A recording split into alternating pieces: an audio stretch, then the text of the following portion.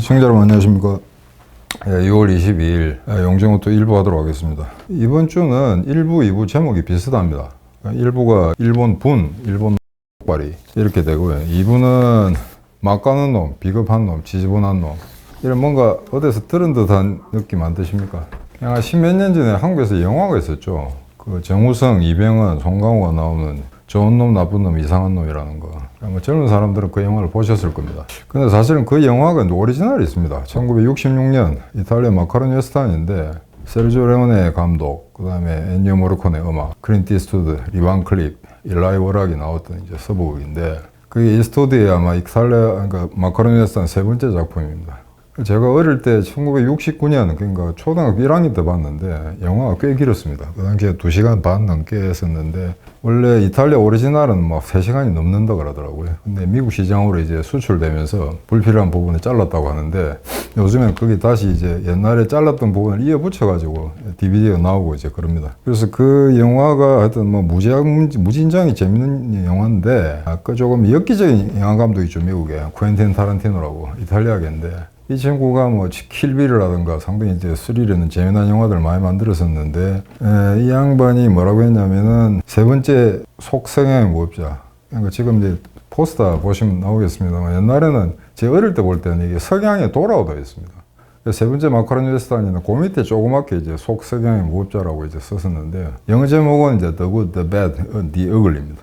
그래서 이게 막 여러분의 여러 가지 코미디라든가 그 다음에 각종 영화에 이렇게 이제 희한한 이름으로 둔갑해가지고 이제 패러디 같은 게 많이 나왔었는데 지금도 이런 이제 그 유명한 문구로 남아있죠. 그래서 이게 왜 오늘 또 일본 걸 갖다 하려느냐 그러면은 잠깐 말씀하다 제가 좀 실수했네요. 쿠엔틴 타란티노가 이 영화를 지구상에서 가장 재밌는 The most entertaining film이라고 규정을 했습니다. 그래서 혹시 못 보신 분 있으면 한번 보시기 바라고 아마 저는 뭐 수십 번 봤기 때문에 거의 다 장면을 외우고 있습니다. 근데 이제 오늘은 이제 일본 이야기를 좀 하려고 그러는데 그래서 제목을 이제 이렇게 붙였습니다. 그래서 이제 왜 갑자기 또 일본이냐.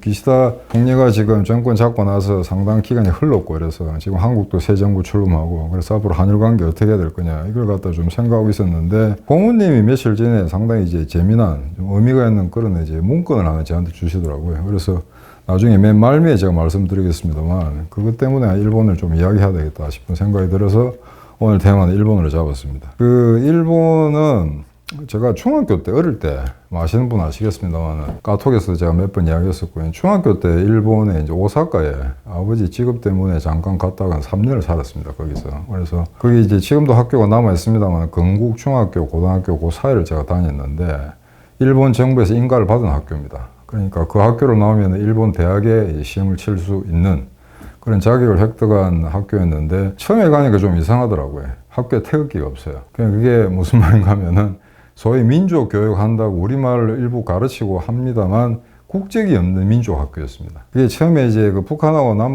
한국이 이제 대립하다 보니까 그 중간에 어느 쪽에 서지 않겠다고 하면서 사실은 양쪽 다 이제 재정 지원을 받았었거든요.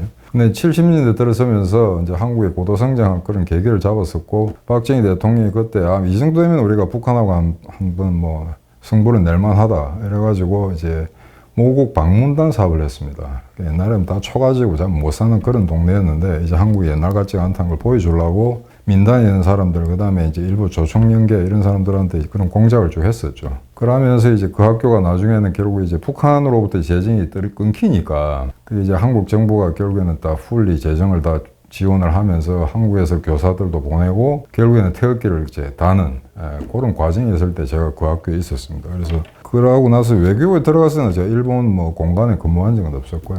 다만 이제 주기적으로 일본을 방문하고 일본 사람들하고 이제 연락이 닿고 하니까 뭐 계속해서 정보 공유도 하고 여러 가지 뭐 토론회 같은 데도 제가 참석을 한 바가 있습니다. 근데 지금 이제 한마디로 해서 지금 일본 문제, 제가 지지난주에 말씀드렸습니다만 한국 사람들은 우파에 속하는 사람들도 일본 이야기만 나오면 굉장히 수세적으로 몰리거든요. 그러니까 그걸 보면은 그동안 해방 이후에 특히 일본을 바라보는 시각, 일본 문제에 대해서 얼마나 하여튼 소위 말해서 우리나라 좌빨들한테 가스라이팅 당했는가 하는 걸 알 수 있을 겁니다. 그러니까 이게 좌빨들은 원래 이 소위 말해서 이 서구적 진보를 제대로 도입했다면은 우리나라 좌빨이 저렇게 아주 캐캐묵은 어떤 수구적인 민족주의로 빠질 수가 없죠. 원래 그게 이제 그 미래지향적인 게 좌파의 이제 근본적인 사상적 체계인데 우리나라에서는 거꾸로 됐습니다. 그래서 오히려 보수가 더 미래지향적이고 소위 말해서 이제 과거에는 어느 정도 덮어두고 물론 뭐 기억을 완전히 소멸시키자는 건 아닙니다. 좀 더 미래지향적으로 가자 하는 건데 오히려 보면은 우리나라에 대해 좌파, 소위 말해서 좋게 말해서 진보 또 나쁘게 말해서 좌빨에 속하는 인간들은 소위 말해서 이제 종북, 친북 이런 걸 하다 보니까 일본에 대해서는 철저히 반일로 무장을 해야 그게 민족주의인 것이라고 그렇게 이제 그런 자가당착에 빠진 경우가 많죠. 물론 우리가 일본한테 당했으니까 그런 어떤 패자, 근대화의 어떤 경쟁 과정에서 우리는 졌죠. 제대로 싸워보자면 졌습니다. 그런 문제 때문에 일본에 대한 컴플렉스 이런 게 쭉 지금까지 남았는데 지금 현재 일본 경제 사정이라 정치 상황을 잠깐 설명을 드리겠습니다. 지금 뭐 엔저 현상 이런 것 때문에 좀 문제가 많은데 우리도 이게 그게 뭐 영향을 받게 되지 않느냐 그런 논리들이 있는데 지금 보면은 대표님이 그저께 잠깐 말씀을 하신 것 같은데 전 세계적으로 다 이제 양적 긴축을 하고 있습니다. 돈을 풀지 않는다는 거죠. 근데 유의하게 중국하고 일본만 지금 역으로 돈을 풀고 있습니다. 그런데 일본 같은 게 왜 그랬냐면은 일본 같은 경우에 되게 20, 30년 동안 이제 그 경기 침체를 겪고 있다 보니까 물가도 엄청나게 싸고요. 도대체 물가가 오르질 않습니다.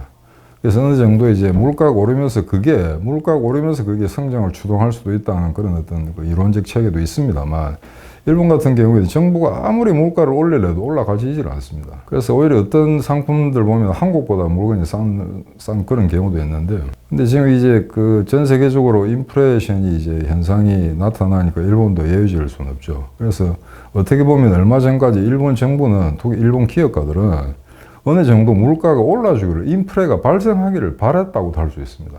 자, 그래서 이런 인플레가 이제 서서히 발생을 하는데 원자재 가격이 올라가고 그다음에 코로나 사태라든가 어떤 대중 견제 그다음에 좀 우크라이나 사태 이런 것 때문에 이제 굉장히 경제 상황이 악화됐었죠. 그러니까 이런 와중에 이제 일본은 그냥 손을 놓고 있다가 갑자기 인플레가 닥치니까 이라지도 저라지도 못하는 상황이 생겼습니다. 거기다 이제 엔저까지 이제 극단적으로 엔저 현상이 나타나니까 물론 엔저를 통해서 무역이 더 이렇게 무역 수지가 호전될 수도 있습니다만 기본적으로 원자재 가격이 워낙 올랐기 때문에 엔저 현상으로 해서 자기들이 누릴 수 있는 어떤 그 환율의 이익이 원자재 가격 상승으로 상쇄될 가능성도 없지 않아 있습니다. 그런 걸 지금 무역업자들은 지금 상당히 우려를 하고 있는 상황이고요.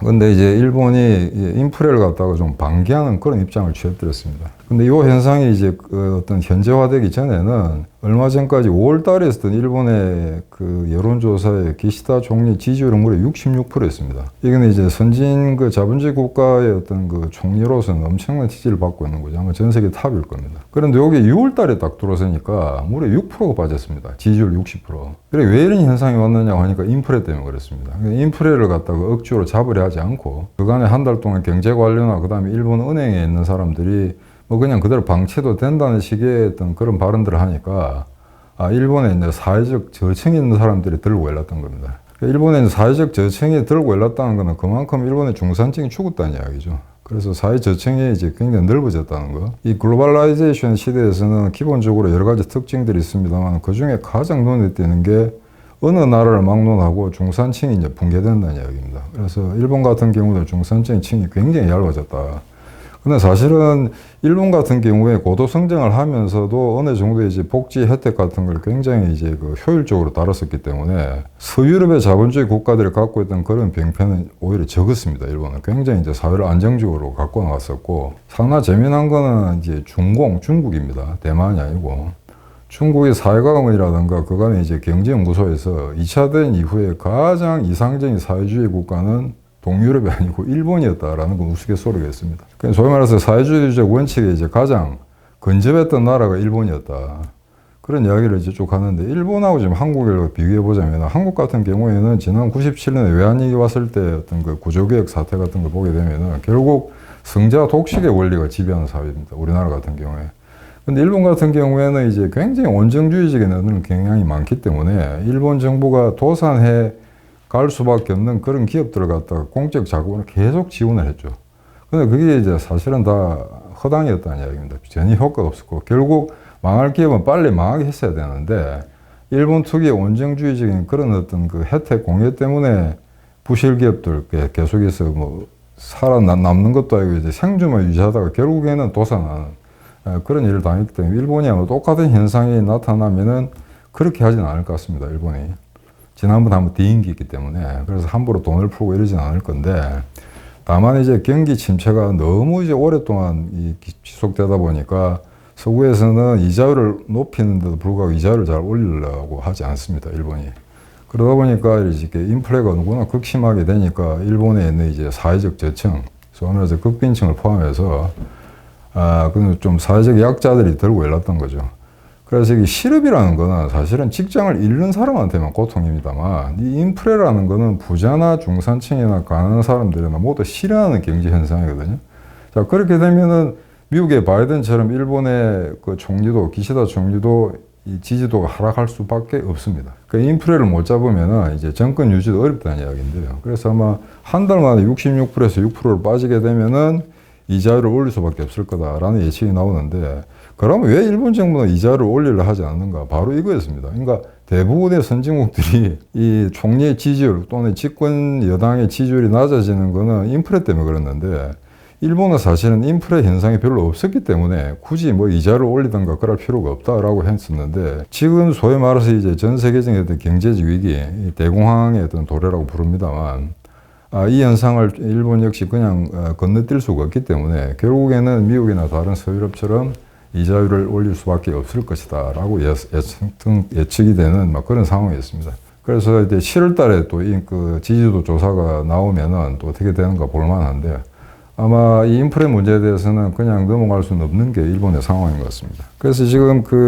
이런 일본의 문제에 있어 가지고 일본은 지금 지난 5년 동안 특히 이제 문재인 정부 때는 굉장히 사회가 일본 아마 국교 수립한 이래로 최악의 상태였기 때문에 그 어떤 담보물이 없이는 한국과 함부로 뭐 화해를 한다거나 과거 문제를 덮자든가 하진 않을 겁니다. 우리가 아무리 이제 저자세로 접근한다 하더라도 말이죠. 그래서 이거는 일본하고 이제 한국의 관계가 정상화되기까지는 이제 상당히 시간이 걸리는데 자, 문제는 그러면은 지금 이걸 좋은 방향으로 끌고 가야 될지 아니면 더 악화시킬지 이 정도 수준에서 그냥 끌고 갈지 하는 거는 이제 윤석열 정부가 할 일인데 문제는 우리 내부에 있는 어떤 그 반일 DNA입니다. 거의 뭐 생물학적인 DNA 일종이라고 할 수 있겠는 건데요.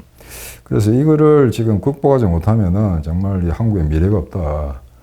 이런 이야기를 제가 몇 번 했었는데 다행히 몇 년 전에 그 반일 종족주의라는 책이 나와가지고 베스트셀러가 된 걸 아마 아실 겁니다. 그래서 아무튼 그 책이 뭐 저도 조금 봤는데 한 70% 정도 읽었습니다만은 100% 맞다고는 할 수 없습니다만 일단 우리나라에 그런 책이 나왔다는 거, 그다음에 그게 굉장한 이제 그 호평을 받아서 베스트셀러가 됐다는 것 자체만으로는 희망이 있다고 봐야 되고 그 책을 쓴 사람은 이제 상당히 용감하다고 봐야 되겠죠.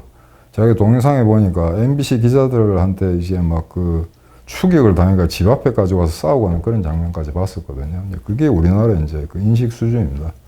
왜냐하면 모든 사상이나 뭐 어떤 그 철학이나 또 사회과학적 이론이나 한 거는 그냥 공개된 석상에서 논쟁을 하면 되는 거지. 그렇게 마치 마녀사당하듯이 조금이라도 일본을 두둔하거나 일본을 긍정적으로 바라본다 이러면 우리나라는 친일로 몰아버리거든요. 그래서 옛날에 50년대 빨갱이들이 하는 짓거리가 똑같습니다. 반일분자로 몬다는 것 자체가. 자, 그러면은 이 반일 종족주의라는 건 결국 저는 이제 피해의식에서 나왔다고 보는데요. 그러니까 일본은 이제 근대화 이루가 졌다는 거죠.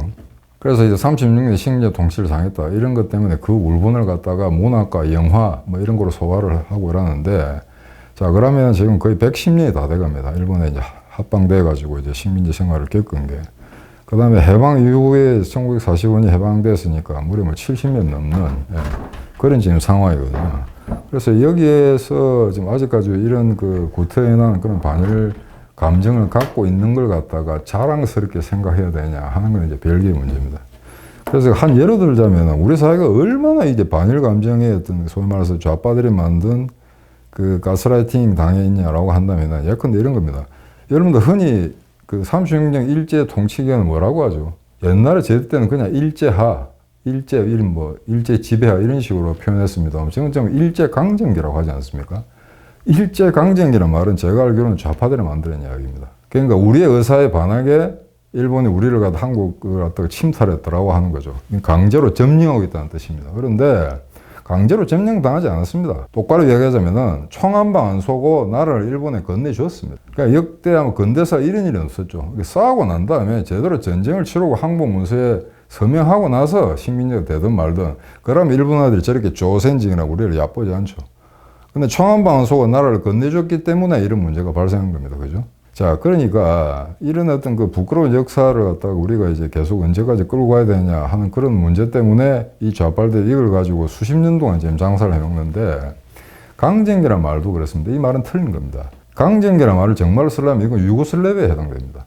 그러니까 독일군이 유고슬라비아를 침략을 해서 정권을 무너뜨리고 그 유고슬라비아 자체를 갖다 제압해 나갔는데, 티토가 80만의 파르티잔을 이끌고 독일하고 한걸 하죠. 말이 파르티잔이 80만 정도 되면은 이제 정규 군인하고 똑같습니다. 근데 그 경우에는 유고슬라비아는 독일의 강점기였다라고 이야기할 수 있습니다. 근데 일본은 강점기가 아니죠. 그래서 저는 의도적으로 이 말을 절대 쓰질 않습니다. 그러니까 치욕의 역사는 치욕 그대로 받아들이면 되는 겁니다. 근데 일제하라는 표현 대신에 일제 강점기 썼다고 해서 한국이나 우리 민족의 위신이 더 올라가는 것은 절대 아닙니다. 이미 지나간 역사는 바꿀 수가 없습니다. 그 다음에 또 하나 아주 사소한 문제입니다만, 그 나경원 의원이라고 있죠, 국회의원. 이 양반이 몇 년 전에 막 그 서울에 있는 주한 일본 대사관의 국경일 리셉션에 갔었는데 그걸 가지고 난리를 쳤습니다. 한겨레라든가 고마이뉴스라든가 그 다음에 일반 시민들이 말이죠. 왜? 그 행사가 보니까 일본 천황 생일이더라 이겁니다. 그런데 이게 얼마나 무식하냐면은, 제가 이런 행사를 했습니다. 우리가 각국이 이제 대상을 설치하고 있으면 1년에 딱 한 번 국경일 리셉션이라는 걸 합니다. 그게 이제 그 주재역의 정부 인사라든가 그 다음에 외교관을 다 불러가지고 파티를 하는 거죠.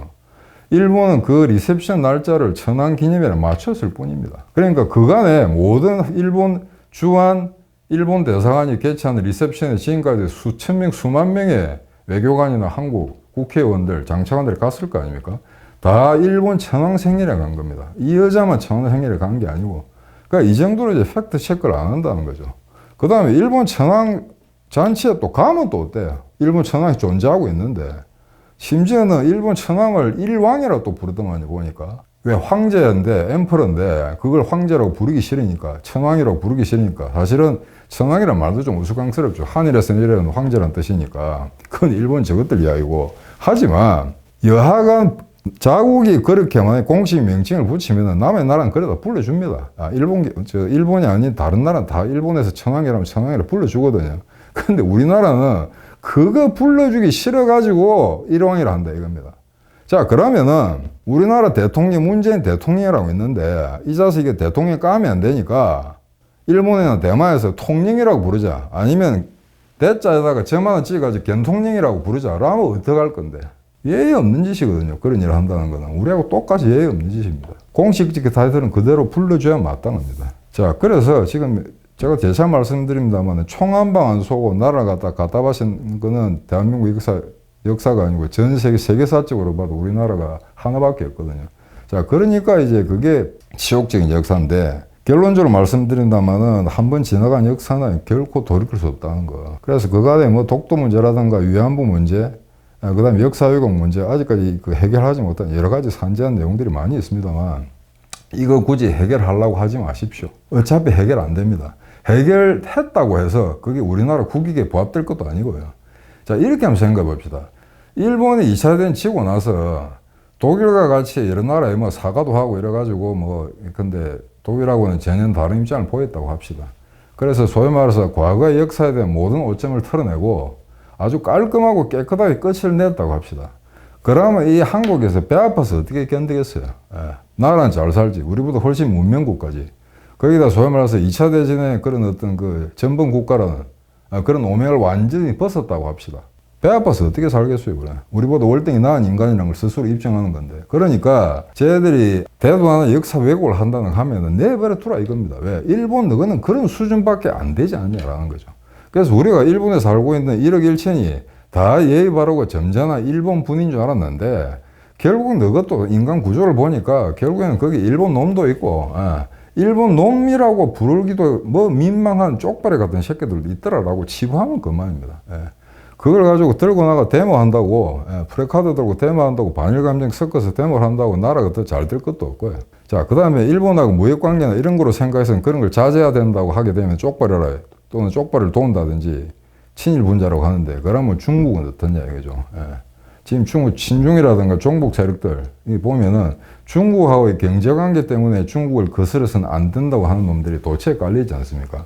그러면 그런 사고방식을 갖고 있다면 일본에도 똑같이 적용을 해야 되죠. 근데 그거는 한국 사람들이 그렇게 밸런스가 없다는 이야기입니다. 근데 또 하나 또 생각해보면 이건 우리가 할 소리는 아닌데 만약에 우리가 일본 식민지를 당하지 않고 그냥 옛날에 500년 역사, 2조 500년 역사 계속해서 이어오다가 식민지도 안 당하고 1945년에 독립을 했다고 합시다. 해방이 됐다고 합시다. 그러면은 그때부터 시작해가지고 근대화 시작해가지고 우리가 지금의 지위에 있다고 생각하세요? 근데 일본이라는 나라가 전 없었다면 그럼 옆에 러시아와 중국밖에 없죠.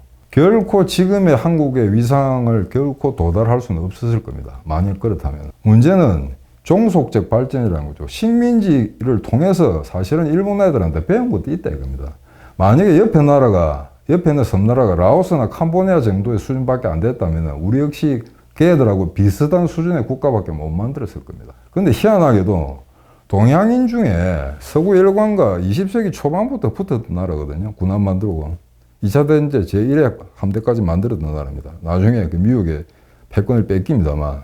그 다음에 1차 대전이 끝나고 난 다음에 소위 말해서 워싱턴 조약에서 각국의 군함 톤수를 정하고 할 때 그때도 일본 들어가 있었거든요. 유일하게 제국주의 열강들하고 맞짱 떴던 유일한 황인종 국가거든요. 그렇기 때문에 근대화 역사에서는 우리하고는 이제 질을 달리합니다. 무려 100년 이상 산업시설이라든가 이런 것도 벌써 우리보다는 100년을 앞선 나라이기 때문에 그에 대해서 콤플렉스를 가질 필요도 없는 거죠.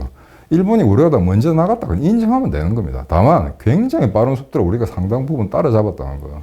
그래서 오히려 지금 한국에 태어난 10대, 20대들 같은 경우는 일본에 대한 콤플렉스가 없을 겁니다. 없는데도 불구하고 그간에 이제 정교조도라든가 그 다음에 한국에 있는 좌파 언론들 이런 애들이 사실은 일반 국민들하고 학생들을 가스라이팅 시킨 거죠.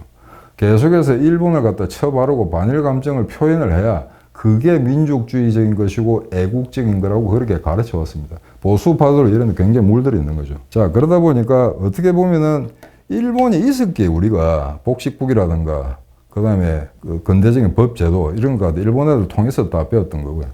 실제 논의 계량 사업이라든가 그 다음에 보험 만드는 게 이런 거 전부 일본 애들한테 배웠던 겁니다, 사실은. 그래서 이게 식민지라고 하는데 영불, 그러니까 영국과 프랑스가 아프리카나 여러 나라에 식민지 정책했던 거 일본에 전혀 다릅니다. 일본이 잘했다는 것이 아니고, 자, 아버지의 기억이, 어머니의 기억에 따르면은 식민지 국가였단 말입니다, 우리는. 식민지 하에서, 일본 식민지에 살았는데, 일본은 그때 중등 교육까지 무료로 했습니다. 조선인들에게까지.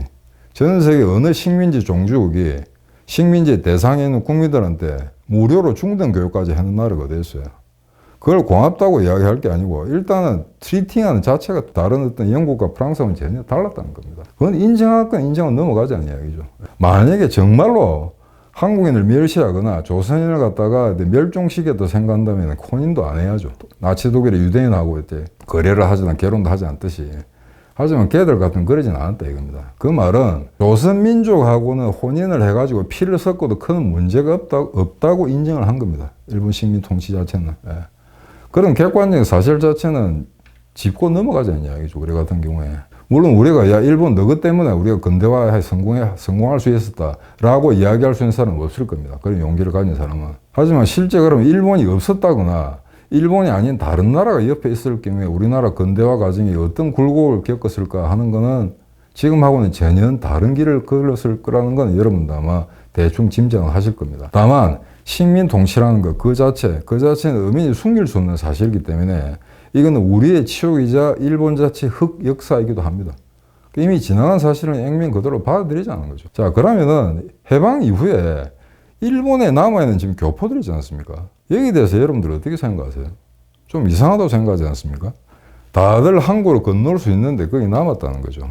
물론 거기에 돈이 많은 부자들은 재산권 처분 문제 때문에 좀 더 오래 있었던 사람들도 있습니다. 왜냐하면 거기에 돈을 가진 사람들이 이제 전쟁이 끝나고 난 다음에 항구로 돌아오려고 하니까 일본 내에 갖고 있는 어떤 자산 처리 문제 때문에 당장 귀국을 할 수는 없었죠. 하지만 그런 사람은 극소수에 불과합니다. 대부분의 사람들은 일본 지역에 간 사람들은 강제징용도 있었을 거고 그 다음에 한국에서 워낙 비난하게 사니까 일본 가서 돈을 벌어보자 라고 간 사람들도 있습니다. 자, 그런데 해방이 됐는데 한국으로 충분히 100% 돌아올 수 있는데도 거기 남았다는 거는 일본 사람들하고 산다는 것 자체가 그렇게 문제가 없었다는 이야기입니다. 걔네들이 액면 그대로 조정래가 이야기한 것처럼 착취하고 갈구고 차별하고 했다면 여러분 그거 살겠습니까? 일본에? 전혀 그렇지 않거든요. 그래서 일본 교포들이 일본을 멸시하고 일본 사회를 갖다가 정화한다고 생각하면 천만의 말씀입니다.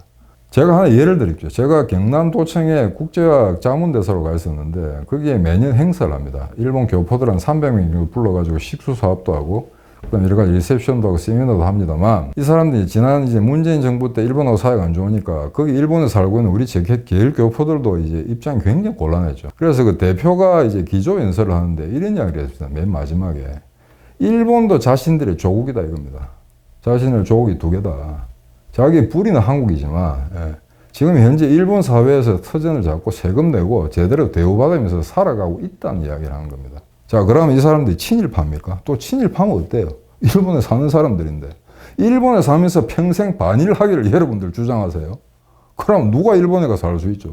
하지만 이 사람들은 우리가 돌아오라 했는데 일본에 살았던 겁니다. 그 말은 1940년대, 50년대 한국에 돌아와봐야 제대로 된 직장도 없고 집도 없고 그런 상황이 되겠죠. 그럴 바에 차라리 지금 삶의 터전이 있는 일본에 와서 살겠다는 겁니다. 그게 일본 제일 교포들이거든요. 그게 이제 조총련하고 그 다음에 이제 민단이 나눠져 있습니다만 이 조총 지금 사진에 나옵니다만 이게 북한이 아닙니다. 제가 오사카 있을 때 동경 여행하면서 여러 가지 대도시 여행하면서 이런 거 많이 봤는데요. 일본 소위 말해서 조총련 학교에 저런 간판이나 저런 이제 플래카드 같은 게 붙어 있다 겁니다. 어베이 수령동지 만수무강 하옵소서 이런 것들 이런 내용들입니다. 그걸 갖다가 지금 일본 내에서 지금 하고 있는데 그게 지금 일본의 이제 납치 사건 때문에 급격하게 조총련의 입지가 약화돼 가지고 한때 저게 한 전체 제일교포 중에 거의 절반 정도 차지하다가 60만 대개 이제 한 20, 30년 전에 60만 교포들이라고 그랬죠. 지금은 한 100만 정도 될 겁니다. 그 후에 한국에서 넘어간 상사 직원들이라든가. 그래서 이 사람들이 지금 60만 중에 한 3분의 1, 최소한 3분의 1, 많게는 이제 절반 정도가 조총련이었는데 그게 지금 새가 줄어가지고 지금 현재는 거의 4만 명, 5만 명 수준으로 줄어들었거든요. 납치 문제 때문에 일본에서 이제 완전히 멸시받는 그런 존재가 되었기 때문에 아마 조총련의 과거와 같은 아마 그런 자리를 누리기는 힘들 겁니다.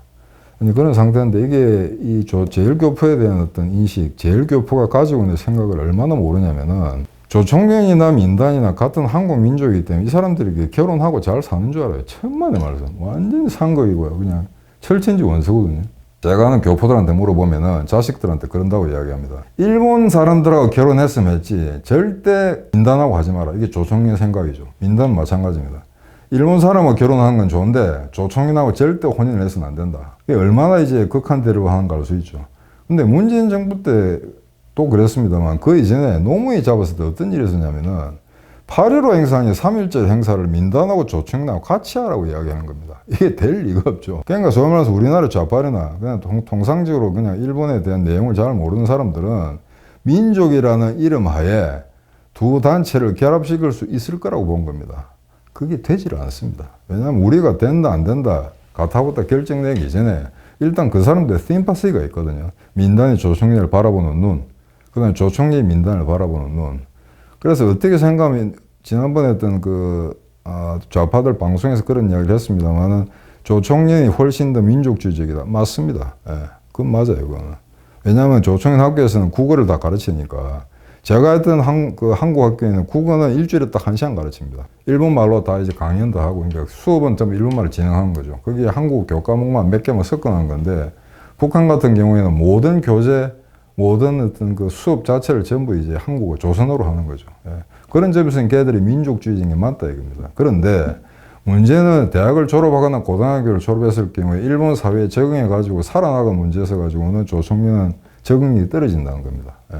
오히려 그는 민단에 있는 사람이 훨씬 나은 거죠. 물론 의학 실력은 훨씬 떨어지고 지금 현재 민단 간부 중에 한국말을 아마 유창하게 할 수 있는 사람은 극소수일 겁니다. 거의 10%도 되지 않습니다. 대부분은 우리말 다 잊어버렸죠. 예. 약간 떠듬하게 하는 수준. 그렇기 때문에 지금 그 경상남도에 왔던 그 일본 대표단들, 그 사람들이 했던 발언 내용을 갖다 액면 그대로 해석하자면은 그 말은 이겁니다. 그러니까 우리가 일본에 사는데 일본하고 자꾸 나쁜 관계를 형성하지 마라 이겁니다. 근데 우리가 지금 이렇게 악화된 게 언제일까요? 결국 조국 때였죠. 그죠? 조국 때였는데 조국 사건과 결부된 게 하나 있죠. 그 당시에 강제징용권 때문에 이미 1965년에 일본하고 국교 수립하면서 그 문제를 다 해결을 했는데 그걸 다시 이제 끄집어 들고 나와가지고 소위 말해서 일본이 국제법 위반이다라고 우리를 비난하게 만든 그 계기가 형성된 사건이었습니다. 근데 이거는 1965년에 이제 그 문제, 한일 국교 정상화를 통해서 모든 이제 피해 보상 문제가 해결났는가 하는 것에 대해서는 어떤 학술적인 논쟁이 있습니다만 이게 하나 좀 웃기는 거는 2005년에, 그냥 2005년이면 노무현 정권 때죠. 노무현 정권이 소위 말해서 그 강제징용 문제를 포함해서 민관 공동위원회라는 걸 설치해가지고 이제 회의를 했습니다. 그래서 1965년에 우리가 국교 수립할 때, 일본하고 국교 정상화할 때, 그러면 국가에 대한 배상, 개인에 대한 배상은 그거로 다 끝났다. 일본 정부는 전부 다 갚았다라고 결정을 내리고, 그게 약간의 단서조항은 있습니다만, 그러고 거기에 그 당시에 위원으로 들어간 게 이제 그 문재인이가 있었죠. 그 다음에 나중에 국무총리를 하게 된 이해찬이, 이런 애들이 거의 다 서명을 했습니다. 거기에. 그 말은 좌빨들 스스로가 1965년 국교 정상화를 통해서 일본은 국가에 대한 배상, 개인에 대한 배상을 마쳤다라고 저희가 검토하고 사인까지 했다는 겁니다. 그러고 나서 수십 년 후에 이걸 또 뒤집어 버리는 거죠. 그러니까 이거는 분명히 국제법 위반입니다. 그래서 제가 다시 한번 강조하고 싶은 거는 지금 여러 가지 언론에서 꼬여있는 한일 관계를 풀어야 된다고 이야기하면서 한국 농객들은 전부 일본이 먼저 풀어야 된다고 생각하는데 결코 그렇지 않습니다. 조선혁명 20일이나 이 방송을 듣고 있는 부분은 그건 우리가 풀어야 됩니다. 65년 이미 해결된 문제를 다시 끄집어내가지고 상황을 악화시킨 건 우리가 꼬이게 만들었기 때문에 누가 먼저 풀어야 되나 하는 거는 일본이 아니고 한국입니다. 이거는 분명히 하셔야 됩니다. 단순히 우리가 그냥 보수 우파라고 해서 그냥 일본까지 그냥 싸잡아서 그냥 욕하거나 라는 식으로 그냥 좀 단순 논리에 들어가게 되면은 지금 혁명 20일 당원을 하시는 이유가 없습니다. 그래서 이걸 지금 제일 처음 이야기로 되돌아가지고 이 문제는 좌빨들 스스로가 변상이 끝났다. 국가에 대한 개인에 대한 피해 보상이 끝났다고 이야기했음에도 불구하고 이걸 다시 끄집어내서 일본 보고 사과하라. 사과하라고요. 자, 사과했다고 합시다. 그러면 정권 지나고 난 다음에 또 하라 할 거 아니에요. 한국 사람들은. 그럼 언제까지 사과가 끝나냐 얘기죠. 그냥 사과를 이야기하지 말고 일본이 사과를 안 했기 때문에 스스로 부끄러움을 느끼도록 해주면 되는 겁니다. 그러고 전두환이가 일본에 갔을 때 1980년대에 통석의 념이라고 일본 천황이 전두환한테 이야기를 했거든요. 그러면 된 거 아니에요. 뭐 어떻게 해야 되냐 그러면. 한국 사람 말대로 하자면 언제까지 해야 되면 그럼 지금 위안부 된 할머니들 조만간 다 돌아가시는데 그때까지 우리 고집만 피우고 일하라 저라라 해가지고 일본에 받아들이지 않으면 아무것도 성취할 수가 없는데 아무것도 성취할 수가 없는데 고집만 부린다고 되냐 이거죠. 외교는 어차피 상대방 하는 거기 때문에 우리가 일정 부분 양보를 하지 않으면 저쪽도 결코 양보를 하지 않습니다. 자, 그런 상황에 여기서 하나 분명히 해야 될 거는 이 2005년 민간공동위원회에서 결정한 사실처럼 더 이상 우리는 일본 정부에다가 한국의 예컨대 강제징용에 대해서 변상하라 이야기할 수는 없다 이겁니다. 만약에 할 게 남아있다면 그거는 이 멍청하게 일본한테 나라를 뺏긴 한국 정부가 지금 해야 될 일이지 일본 정부가 할 필요는 없다는 거죠. 일본 정부는 지난번에 했으니까 실제 전혀 안 한 것도 아니고. 그래서 고모님이 이 문제를 갖다 논의를 하고 있으니까 고모님 하나 중개했습니다. 서류를. 이게 뭐냐면 1965년에 이제 한일 수교를 하는 거죠. 국교 정상화를 하는데 얼마나 말 많았겠어요. 쪽발이라고 할 수 없다든지 해방된 지 얼마 된다고 지금 걔들하고 수교하냐. 여러 가지 야당에 반대되고 논란이 많았겠죠. 그런데 이제 거기에 대해서 박정희 대통령이 담화문을 발표합니다. 담화문을 발표하면서 이게 미래장주로 한일 관계를 꾸려가지 않으면 한국 사회가 존속할 수도 없고 더 이상 앞으로 나갈 수도 없다는 것 같다고 아주 일목요연하게 말한 구절이 있는데 그 중에 몇 가지만, 딱 두 가지만 제가 한번 읽어보겠습니다. 지금 현재 상황하고 얼마나 다른지. 자, 그러나 만일 그들의 주장이 진심으로 우리가 또다시 일본의 침략을 당할까 두려워하고 경제적으로 예속이 될까 걱정을 한다면 나는 그들에게 묻고 싶습니다. 여기서 나는 박정희입니다. 그들은 어찌하여 그처럼 자신이 없고 피해의식과 열등감에 사로잡혀서 일본이라면 무조건 겁을 집어먹느냐 하는 것입니다. 이것이 나의 확고부동한 신념입니다. 더구나 중공의 위협이 나날이 증대하여 가고 있고 국제사회가 이른바 다원적 양상으로 변모하고 있는 이 시점에서 우리의 위치를 냉철하게 파악하고 반세기 전에 우리가 겪은 민족의 순환을 다시 되풀이하지 않기 위해서는 국가의 안전보장과 민족의 번영을 기약하는 현명한 판단이 절실히 요청되는 것입니다. 이게 1965년에 박정희가 발표한 담화문입니다. 지금 2020년 상황하고 하등이 차이가 없지 않습니까? 중국이 날뛰고 국제 질서는 다운적 양상으로 넘어가고 거기서 우리가 뭘 할 거냐? 과거의 전체를 절대 밟아서는 안 된다. 지금 윤석열이가 요 정도 문건에 1965년에 박정희가 말한 문건보다도 못한 짓을 하고 있다는 거죠. 그러니까 최근에 지금 나토 회의도 간다. 그 다음에 일본하고 호주, 뉴질랜드 사교육 정상회담을 한다. 소위 말해서 다자적인 무대에서 어떻게 지금 한국 정부가 처신할 건가에 대해서 이제 윤석열이 아마 처음 시험대에 오를 겁니다. 그래서 가기 전에 1965년에 박정희가 설파한 이 논지를 다시 한번 염두에 두고 각국 정상들과 논의하길 바라는 바입니다. 제가 박정희 개인을 좋아하거나 싫어하지는 않습니다. 모든 정책은 다 이제 명함이 있기 마련이죠. 다만 한일 관계 이 문제에 대해서 그때 아마 국교 수립 정상화 이 과정을 통하지 않고 경제개발 5개년 계획이라는 건 달성할 수가 없을 거고요. 박정희 이런 용단이 있었기 때문에 사실은 지금의 어떤 한국 사회의 어떤 경제적 성장, 경제적 발전이 그나마 지금 정도, 어느 정도 꽃을 피울 수 있었다고 단언하는 바입니다. 자, 오늘 1분 여기까지 하도록 하겠습니다. 감사합니다.